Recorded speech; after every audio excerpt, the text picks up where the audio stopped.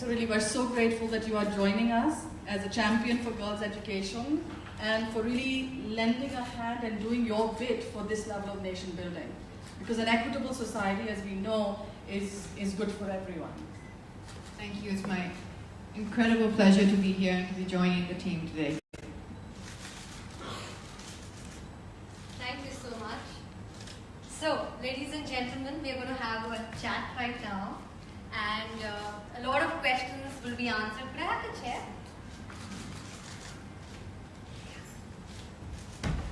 Yeah, sure.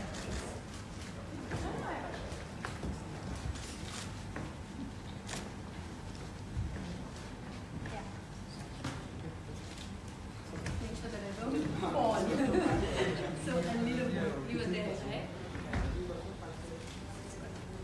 Okay, so, Safina, first thing is, I'm sure you faced a lot of challenges because what you're working with is the mindset of people.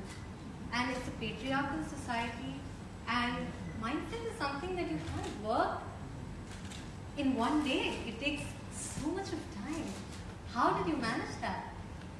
I think we're still managing it. I think we're still, like you said, it isn't an overnight task.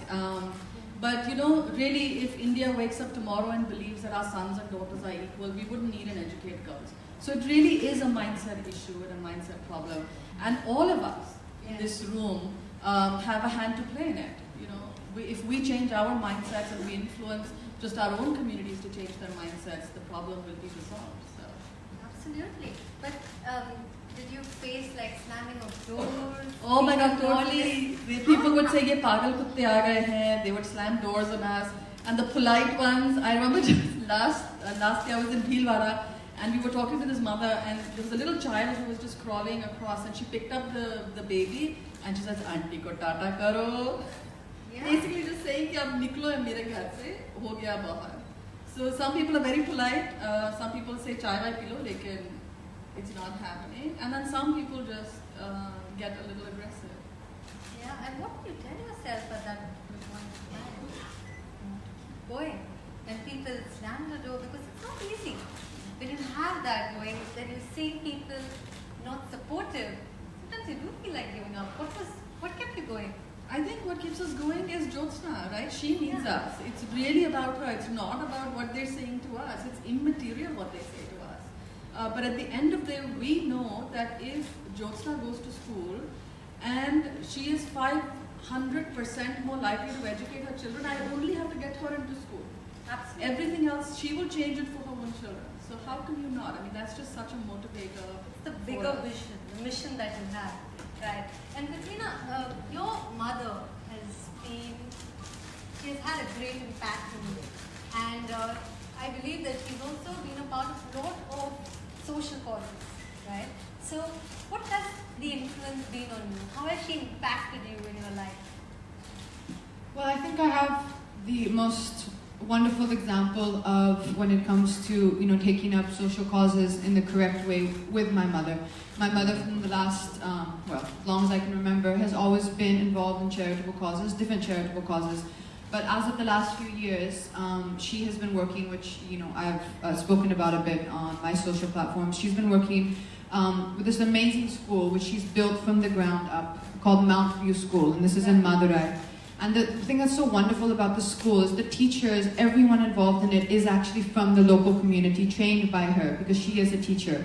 And I guess that's where, for me, the personal connect with this charity really happened, with Educate Girls. So when Safina contacted me about Educate Girls, we do get a lot of people contacting us, to be very honest, because any cause, any charitable organization, they need that voice for the exact reason which Safina just said, which is that you do get a lot of doors slammed in your face.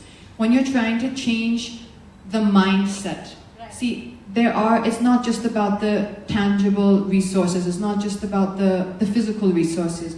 It's about changing the mindset of the people who don't see the importance of sending their girls to school, who don't have the mindset that boys and girls are equal, and that's still, although we may hear in the metros, and especially now it's become, we hear a lot of talk about it, about equality in our world. That's not necessarily what life is like in what we would call rural India, in the interiors of India. It's that maybe just because we're seeing and talking about it amongst ourselves, it's a great place to start.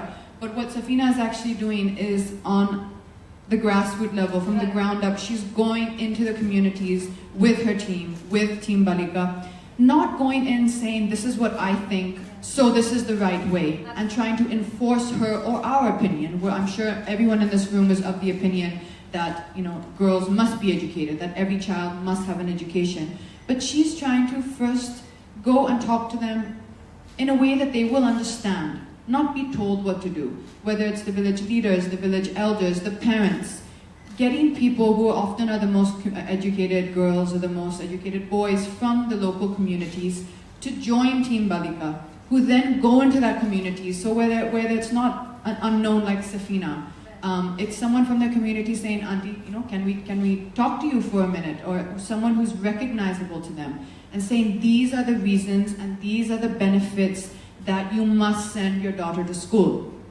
Although it sounds on many levels like this is, you know, starting again from the basics, this is still what is happening, and this is still what we, in my opinion, is the number one thing to address, and that is, for me, everything starts with education. Knowledge is power, and when you have that power, you have self-confidence, you have belief in yourself, you then can become empowered to start even thinking about what you want. Today, the girl which Safina is talking about, today she wants to be a teacher, but she knows she wants to be a teacher because she has that education. Without education, she might not even know what she wants. She might not even have that self-awareness to start thinking about what she wants. In fact, I would like to acknowledge Team Balika that they work with so much of passion, with no intention of making money, and I'm absolutely floored by that. I'm absolutely floored by, you know, the vision they have to spread education in rural India among these girls. So the intention is so very pure. And that brings me to this question, what, in the last 10 years, the experience that you've had, which episode, according to you, is very, very special to your heart and has influenced you and inspired you? Oh, there's so many. Yeah. But, you know, I think Team Balikas are really, as you said, the heart of this model. And what's been really inspirational is to see how many, like when we expanded from Rajasthan to Madhya Pradesh. Yes. We've been in Rajasthan for a long time, and then we were just entering the state and we said, but nobody knows us here. Will people stand up to volunteer? You know, and we started in Jhabua district in Madhya Pradesh. All of you, I'm sure, are aware. It's a very tough geography. It's very, you know, tribal. It's remote. It's a very difficult area to work in.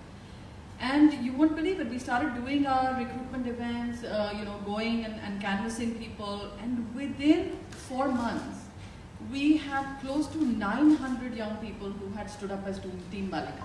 Wow. In a state which was completely brand new. And you have guys also? Yes, and 60% of them are young boys and 40% young girls. Amazing. And first we used to think maybe it should be only girls and only women. But then we realized that when a young boy who is 12th pass, you know, 18, 19-year-old boy, stands up in his village and says, you know, no, every girl in my village should go to school, it's such a powerful statement.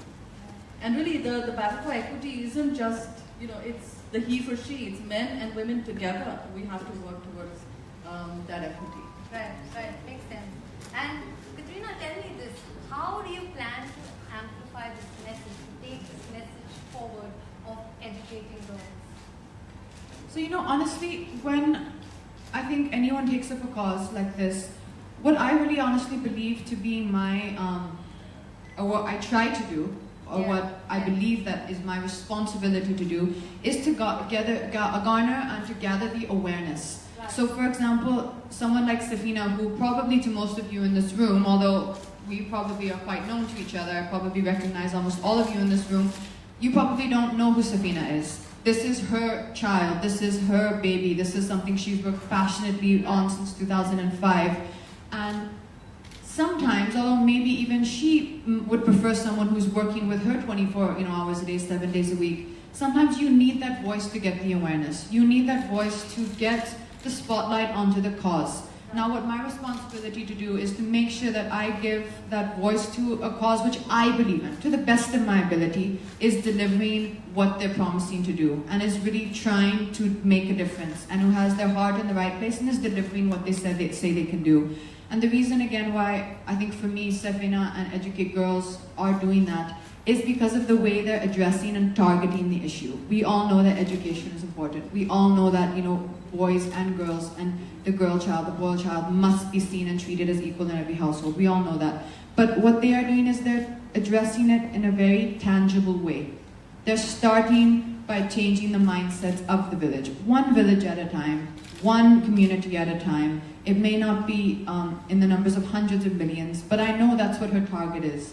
I know she wants to grow Team Balika, and she wants that number of 11,001 of today. She wants that number to become 300,000 in a year or two. She wants that every community has this group of youth that have a voice, who are speaking to the elders, who are speaking to the leaders in that village, saying that we must send every child to school. We must send every female child to school. And to have that, if she believes and if I believe that, you know, me being part of Team Balika is also a bit of an encouragement to them, to the team itself in some way, and is also saying that, you know, this is important. It's underlining for them the fact that this is important, and their efforts are not going unnoticed. Their efforts are being acknowledged. It is, the work they're trying to do is making a difference, and that's in my own small way. If I can achieve that, then I'm very happy. Tell me this,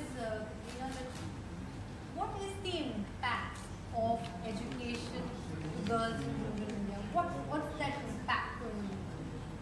Well, the first thing that it comes with is according to me, which I said, that knowledge is power. The first thing that comes is them being able to develop inner confidence, knowing who they are, knowing their own value. As Safina said in the statistics, that they will be less likely to face domestic abuse or abuse of any kind. They will be less likely to enter into child marriages. I mean, these two reasons are, you don't even need anything else to be said after that. Without that, they are never going to know their value. I mean, there are some pictures which Chef Safina showed me in their material, which they were discussing, and then immediately I noticed in the picture that the father is sitting on the chair and the mother is still sitting on the floor. That's still the way it is. And the child in the picture who they're referring to, who's a girl, is sitting on the floor even further. That in itself to me said everything. There's so much to be said. Sometimes they say a picture speaks 1,000 words. And if what we can do, and if you ask what is the importance, for me, education, and for any girl, and for any person, education and knowledge is power. It's the first step into knowing yourself and to knowing your potential. You know, so this brings me to this question, Safina, that what are your future plans? What is your vision forward? You know, where is this going to go? I was reading up your planning after it, you know, till 8. What can we expect from Educate Girls? So currently we work with class 1 to 8, and now girls like Jyotsna are actually getting to the 8th, and so now we're laying our plans to think how do we help them get in and complete secondary school and complete their 10th grade. Because completing the 10th is the certificate that's going to be so valuable to her. Nowadays, even if you want to stand for panchayat elections, you need that 10th certificate. You want you know, some of the basic jobs, that's the minimum qualification. So we want to make sure that our girls are getting, and we're supporting them so that they can actually complete the 10th grade and they make it. And then also providing them safe spaces as they get older and get into adolescence, you know, things get much more complex. Walking to school can become difficult because, you know, koi raaste mein chhed deta hai and stuff. So making sure that they are safe, that they have safe spaces, not just that they, you know, working on their own confidence, as Katrina said, because that's really important, but also working on an enabling environment in the village. So we're looking at creating councils at the village level that can support adolescent girls. Because there's so much more pressure on them to get married, and there's so much more pressure on them from society, that really creating a support structure so that Jyotsna doesn't have to end at 8th grade, that she can go well beyond. Thank you so much. And Katrina, tell me this, we all look up to you. You know, men, women, everyone, you're an inspiration. What are your 3 mantras, you know, all the women out there, all the girls out there who look up to you, what are your 3 mantras to be successful? Well, I mean that you could. There's so many ways of seeing it, but to keep it short and simple, I would say belief, confidence, and perseverance. Belief, Confidence and perseverance. Okay, and Safina, your last thought. My last thought is I'm really happy that Katrina is on board, because I know that the 11,000 Team Malika volunteers on the ground today are going to feel so energized. Absolutely. And I know that this will motivate many more young people to join the cause, so that we could really make sure that every single girl is going to school. Thank you so much, Safina. Thank you so much, Katrina. I'd just like to say, ladies and gentlemen, that we women are nurturers, we are nation builders, and it's so important to educate nation builders, because they are going to transform the nation, and indirectly, we all are going to transform the world. So educate women and transform the world. And on that note, we'll open the house for questions.